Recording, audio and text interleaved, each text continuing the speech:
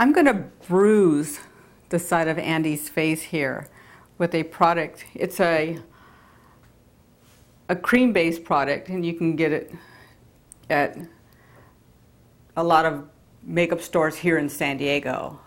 Buffalo Breath carries it, Gypsy Treasure carries it, anything that has costumes involved, and also Angel's Beauty Supply. This is for bruise and wounds.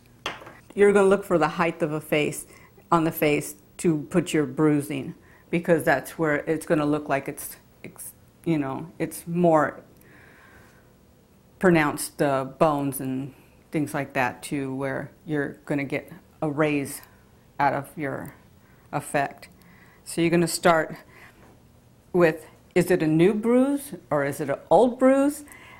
New bruises have a lot of red to them.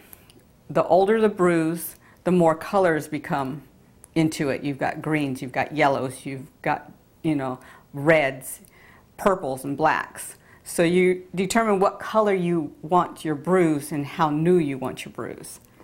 So if you want a huge effect, you're going to go with the deeper, darker colors because it's a better bruise. And again, you've texturized your sponge, and you're going to angle his face to where you're going to see the height, and you start tapping. And because you've made your sponge into different textures, you're going to see where the more you tap, the heavier the color comes. And you can actually start with some of the sides to actually make veins. This is kind of an older bruise because you're going to get the depth and the coloring in it. So you start with a raised cheekbone, and that's where you're going to get the height of the swelling. I'm actually starting, it's almost like a maroon color. It's dark red. It's like an old blood color. And you're just tapping the color in.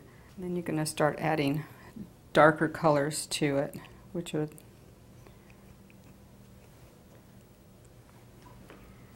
that's where your bruising, your deep bruising are happening.